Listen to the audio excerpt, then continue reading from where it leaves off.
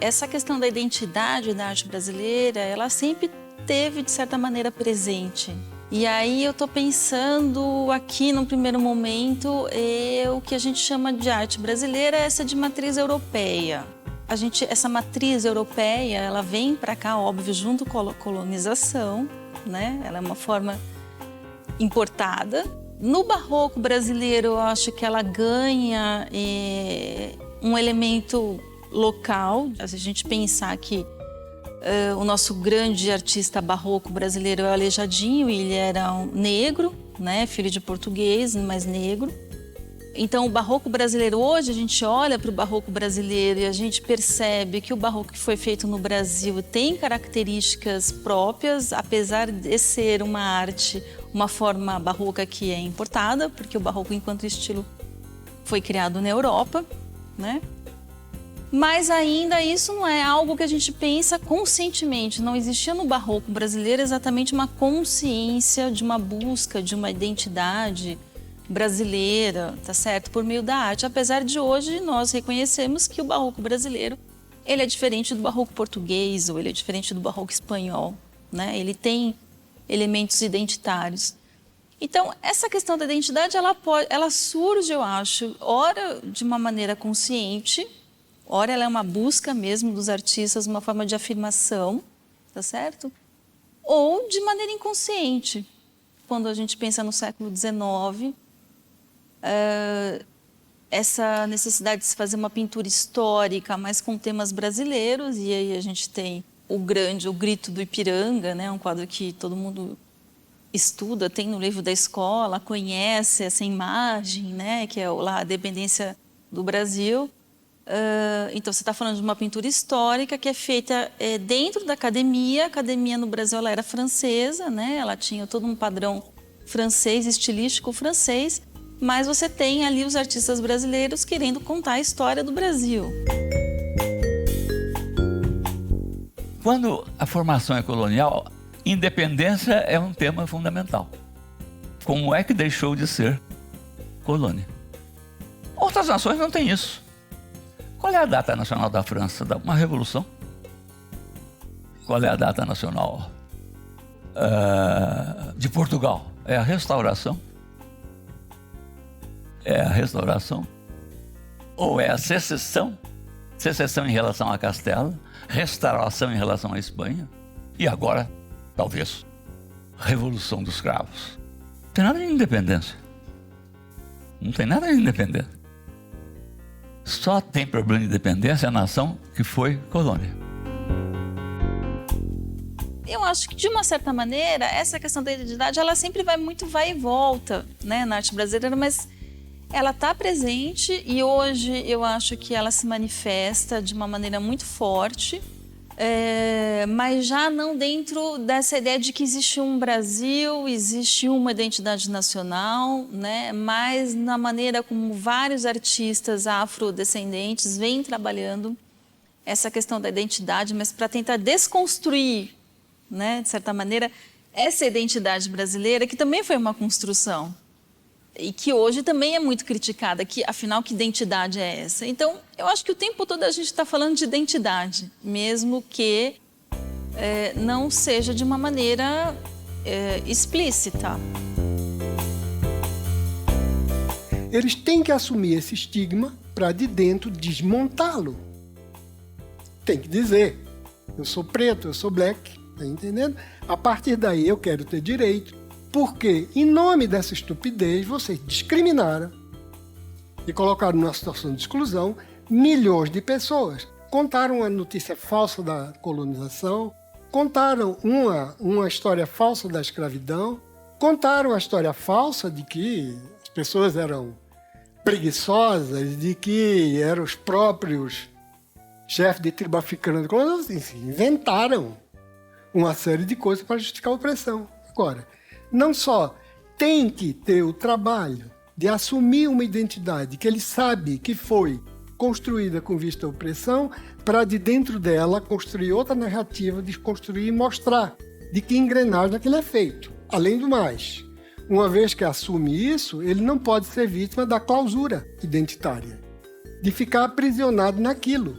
e não pode se deixar interpelar ou ser interpelado exclusivamente isso, porque ninguém diz quando uma pessoa se autodeclara branca, qualquer que seja, né?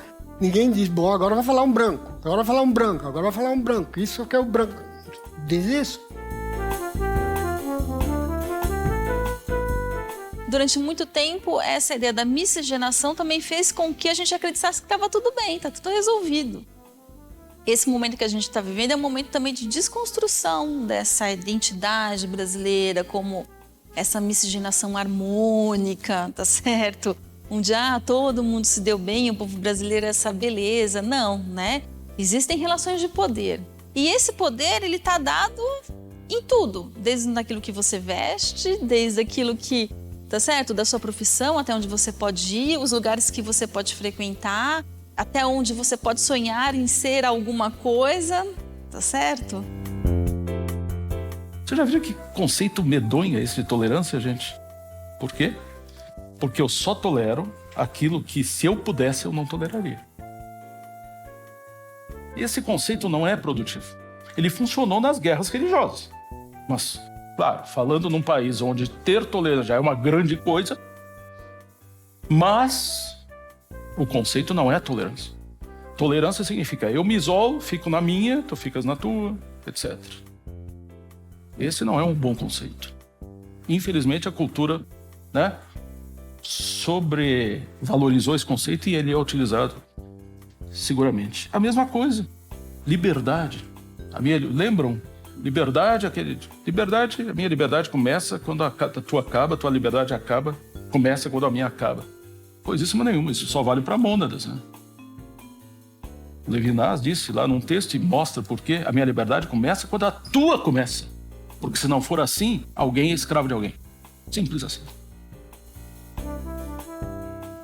O lugar de fala, eu acho que é muito interessante para a gente pensar que não existe mais essa ideia desse universal, de um sujeito universal onde todos são iguais. Não, é reconhecer que não são todos iguais dentro de uma sociedade desigual, dentro de uma cidade onde você tem relações de poder. E, ao mesmo tempo, se você for pensar, bom, a Tarsila do Amaral, ela fez uma espécie de apropriação cultural. Porque ela se utilizava de lendas que ela dizia que ouvia dos escravos na fazenda. Era exatamente o que ela dizia, né? Eu lembro dessas lendas que eu via na minha fazendinha aqui do lado de Campinas, né? Quando eu era criança e contavam o Saci Pererê, a Cuca, nananã, né? Bom, ela pega essas memórias dela, tá certo? E ela transforma isso na antropofagia, né? A antropofagia é esse grande conceito brasileiro para se pensar desde sempre a questão da nossa identidade, né? Que a gente é sempre o eu e o outro, né? A gente é sempre europeu, mas a gente é sempre o outro. A gente também não é europeu. Porque se a gente começar a pensar nesses termos da apropriação cultural, ninguém escapa, né? O Elliot Sica, por exemplo, que é um artista branco, de classe média alta, super culto, filho de cientista, né? O pai dele era um cientista, uma família cultíssima tal. Ele vai lá para a favela, para os morros cariocas e inventa aquela forma. Inventa, por exemplo, aquela instalação chamada Tropicália, que batizou o movimento tropicalista no Brasil, né? E que é o quê? São as formas de viver da favela. Ele reconstrói, né, num espaço expositivo, aquele ambiente, né? Bom, você vai dizer, o Elliot Sica se apropriou daquilo para ficar famoso?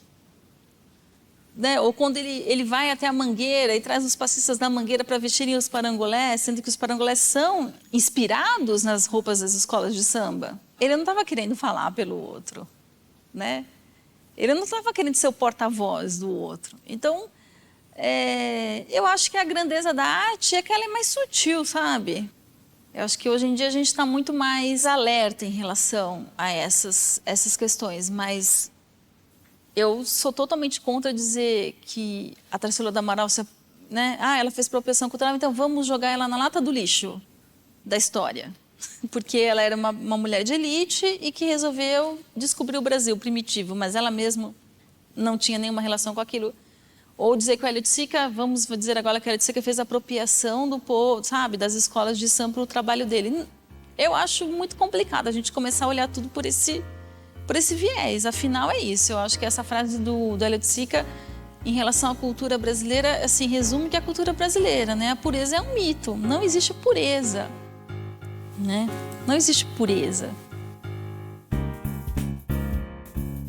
Essa discussão, então, ela tem a ver com uma outra expressão muito corrente hoje em dia, que é a questão do lugar de fala, né? Reivindicado pelo movimento negro, sobretudo, e que muita gente critica pelo fato de achar que isso significa uma exclusão de sujeitos cujas identidades não são aquelas sobre as quais eles estão falando. Então, se eu sou branco, eu não posso falar do problema dos negros. Se eu sou homem, não posso falar do problema das mulheres. Se eu sou heterossexual, não posso falar da questão dos gays, e por aí vai. Isso é uma crítica, a meu ver, equivocada. A ideia do lugar de fala, primeiro, não tem a ver com questões individuais. Não é o fato de que alguém individualmente teve a sua voz silenciada, mas é uma noção que permite que a gente comece a adentrar uma discussão sobre quais são as condições estruturais que fazem com que certos grupos não tenham voz. Certos grupos simplesmente não apareçam para falar de si e muitas vezes precisam da intermediação de outros, quando eles próprios poderiam falar na primeira voz e não por intermédio de outros. Essa é uma discussão inestimável, uma discussão indiscutível, sobretudo num país como o nosso, onde o Brasil é um país bárbaro. O Brasil é um país bárbaro. A gente vive numa ilha. O Brasil é um país bárbaro, é um país atrasado, é um país selvagem, é um país violento.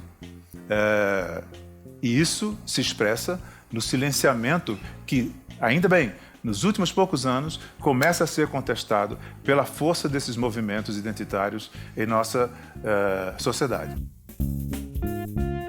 Eu acho que essa abertura para a gente rever a arte brasileira, ela é muito, muito boa, né? E eu acho que isso não vai parar. Eu acho que isso é uma coisa que não tem volta, ainda bem, né? Não tem mais volta, por mais que talvez, de um ponto de vista institucional, o Brasil esteja voltando para trás. É como eu digo, eu acho que existe uma certa autonomia da cultura, né? Existe uma certa independência da arte brasileira em relação, por exemplo, ao incentivo público. Então, não acho que é só porque o incentivo público vai diminuir que a arte vai andar para trás, né?